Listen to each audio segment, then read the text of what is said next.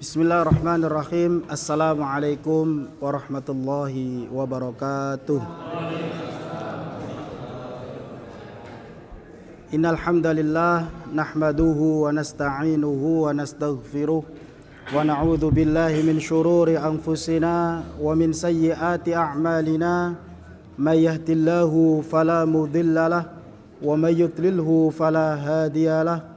Asyhadu an la ilaha illallah wahdahu la syarika lah wa asyhadu anna Muhammadan abduhu wa rasuluh la nabiyya ba'da.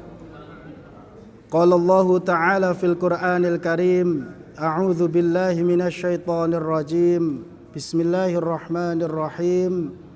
Ya ayyuhalladzina amanuttaqullaha haqqa tuqatih wa la tamutunna illa wa antum muslimun. Shadaqallahul azim. Hadirin bapak-bapak, ibu-ibu yang kami hormati, kami muliakan. Pertama-tama marilah kita bersyukur kehadirat Allah Subhanahu wa taala. Mengapa manusia harus bersyukur? Tentu jawabannya adalah karena Allah Subhanahu wa taala tidak pernah berhenti memberikan nikmat kepada kita semua setiap detiknya. Maka tidak ada alasan bagi kita manusia yang beriman untuk tidak bersyukur kepada Allah Subhanahu wa taala. Paling tidak ada 3 hal dalam bersyukur kepada Allah. Yang pertama, yaitu asyukur bil lisan, yaitu asyukur bil qalbi.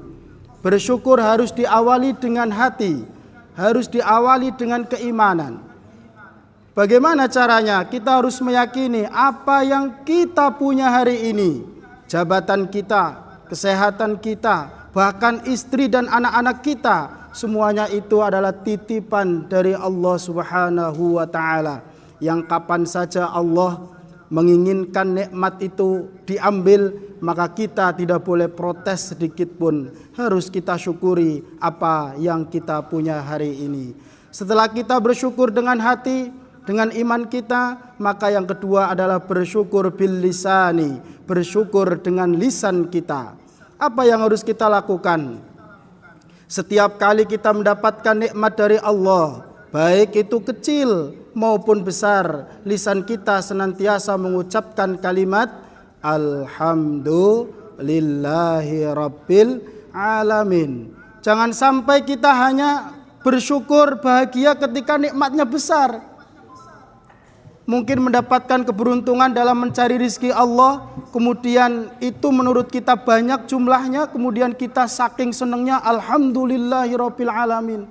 Kemudian di lain sisi ketika kita berjualan, di situ kita mungkin hanya mendapatkan untung sedikit, kemudian kita tidak mau mengucapkan kalimat syukur, bahkan yang ada adalah mengeluh, dersulo. Ini jangan sampai terjadi kepada diri kita selaku orang yang beriman. Dalam keadaan apapun, lisan kita membiasakan mengucapkan kalimat Alhamdulillahi Rabbil Alamin. Dan yang ketiga, bersyukur bil arkani, dengan tindakan, dengan perbuatan.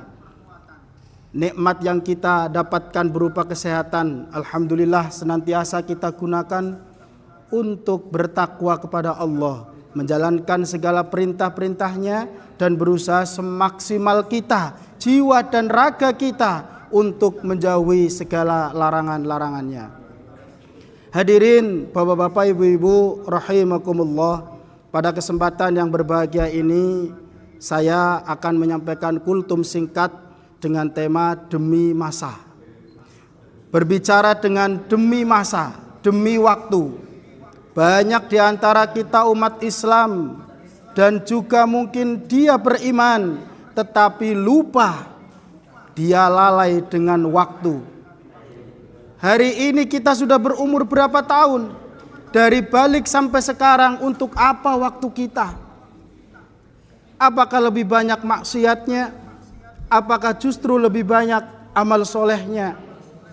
Maka saking pentingnya waktu, Allah Subhanahu wa taala mengabadikan di dalam firman-Nya Quran surat Al-Asr. A'udzu billahi minasyaitonir rajim.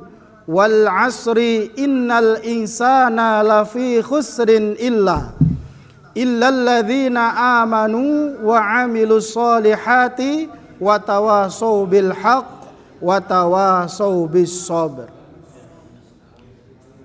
Dalam firman-Nya Allah Subhanahu wa taala menegaskan sekaligus mengingatkan kepada kita semua selaku orang yang beriman.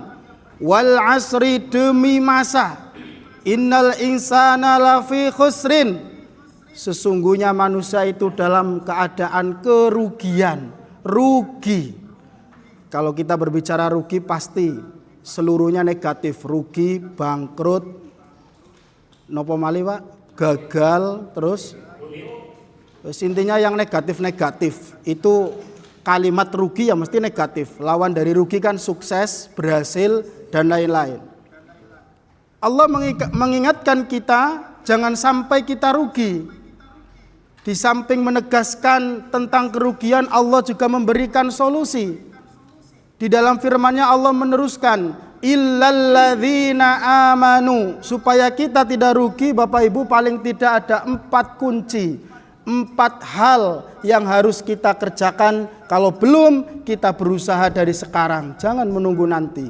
Yang pertama Bapak Ibu rahimakumullah, yaitu alladzina amanu, yaitu orang-orang yang beriman. Ingat, mungkin hari ini kita sebagai orang tua iman kita sudah baik, tapi belum tentu anak cucu kita, adik-adik kita juga imannya ikut baik.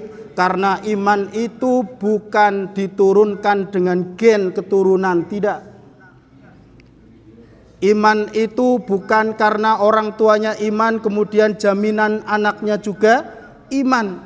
Iman itu perlu ditanamkan, iman perlu dididik sehingga akan terwujud keimanan yang murni kepada Allah Subhanahu wa taala.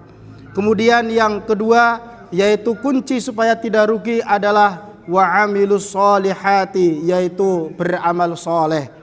Marilah kita senantiasa ikhtiar kita terus berbuat baik kepada siapapun dan dimanapun kita berada.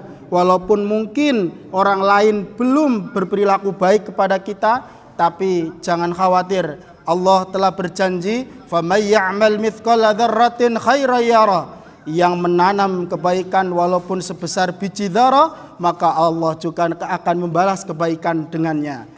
Dan begitu pula kebalikannya. Yang ketiga, yaitu saling menasehati di dalam kebenaran. Dan yang terakhir, saling menasehati di dalam kesabaran. Benar saja tidak cukup, karena kita itu hidup bersosial, kita tidak mungkin hidup sendirian. Kadang-kadang kita sudah merasa benar, tetapi di situ kebenaran belum atau mungkin tidak saatnya diterapkan, sehingga butuh waktu sabar. Butuh sabar untuk mewujudkan kebenaran yang kita inginkan. Hadirin ma'asyiral muslimin rahimakumullah, mungkin ini yang dapat kami sampaikan, 4 kunci kata Allah supaya kita tidak termasuk orang-orang yang rugi di dunia dan di akhirat. Mudah-mudahan bermanfaat. Billahi taufiq wal hidayah. Assalamualaikum warahmatullahi wabarakatuh.